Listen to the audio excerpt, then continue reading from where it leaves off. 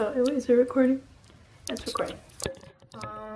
Hello, still here. So, I want to make this quick video on what I thought of Game of Thrones, ad, music, ding, ding. Okay, so, as you might or might not know, I watched Game of Thrones over winter break, because that's what, that was Annalisa's Christmas gift to her, which is such a selfish gift.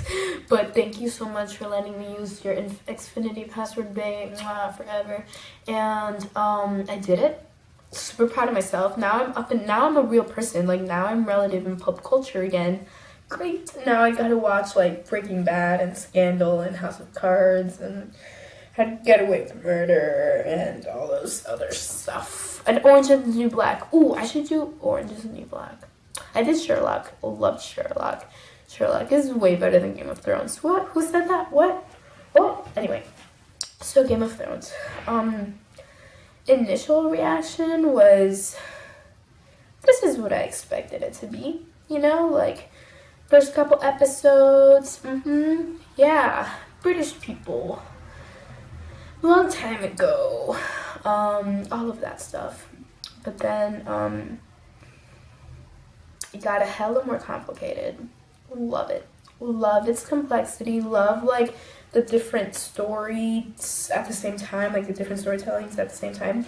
Daenerys is a goddess sent from heaven. Love her. One of my favorite characters, even though it got kind of complicated toward the last season, you know, her decisions and all of that stuff. But she's the best. The element of fiction, of fantasy, I didn't know explicitly that was a thing. The dragons, the White Walkers, I didn't know that. And now I understand why so many people are oh, Paula, you would love it because it has that fantasy element to it. I'm not super into Greek mythology or really, really old history or Lord of the Rings-ish kind of stuff. Don't know Lord of the Rings that much in order to judge it, but whatever. So I was I don't know why I would find it so interesting, but those elements are definitely really cool, especially in the last season with, I don't know names. I don't know my neighbors' names. I don't know anyone's names. The youngest Stark that has the visions or whatever. Love all of that. So cool, so cool, so cool. Last season, super cool. What is it? The Red Wedding? The Red Wedding, right? I knew that was a thing that was whoa, in Game of Thrones, but I had no idea what it was about. Watched it, my mind was blown, and then I was wait, did I just live the Red Wedding? Was that it? That was crazy. It was so crazy, you know? I love when TV shows completely change the whole game. Completely changed the whole structure. I think only Walking Dead and Doctor Who, that I've experienced have done that.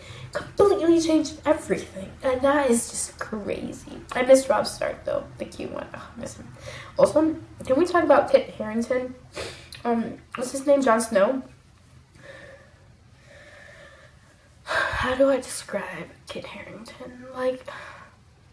There's something about him. You know, there's something about his eyes and his smile are the warmest things to have ever glanced. Do you know what I'm talking about? You have to hold up. Let me Google a picture of him real quick. You see this technology that we have here? He's literally one of the most beautiful people in the it's just I don't know how I should wrap this up, but he's just so, there's something so amazing about him.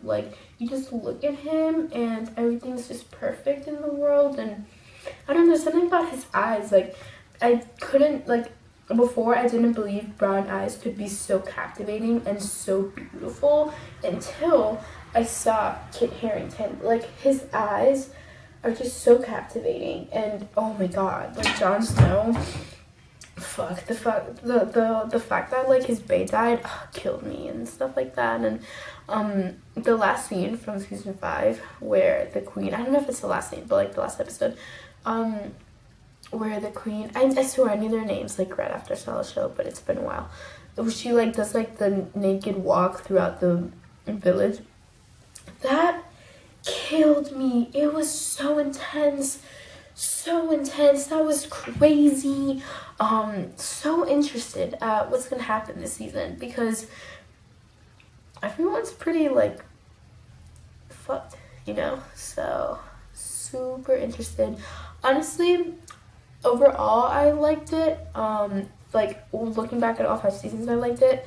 To be honest, like it wasn't like I was binging like in my bed, like oh shit, like I finished it in 3 days. That didn't happen. I had to be like, I should watch an episode today, or I should watch 2 episodes today. Like I wasn't killing myself to splurge it and just to watch all of it. It wasn't like that captivating for me because in essence, they don't move that quickly, but quickly enough, you know.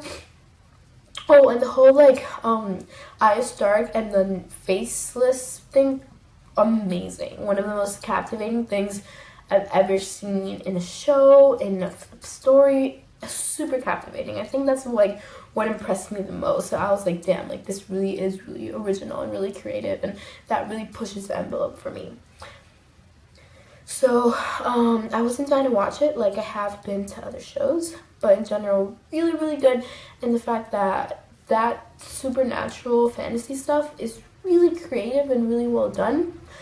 And now the politics stuff is really interesting too.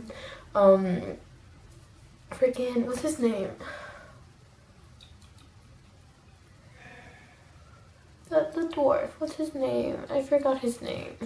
But he's amazing. He's definitely like one of my favorite characters in the show. Obs.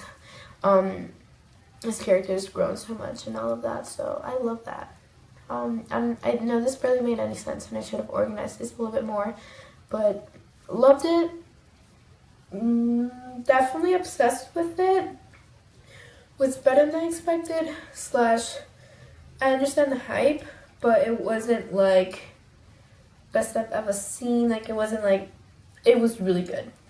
Better than I expected. It was different than I expected in a pleasant way. Let's just put it that way. So thank you for bothering me endlessly. I'm glad I watched it. I'm glad I'm into it. Hopefully I'll be able to watch season 6 here. So thank you for that. Yeah, Game of Thrones. Pretty damn cool.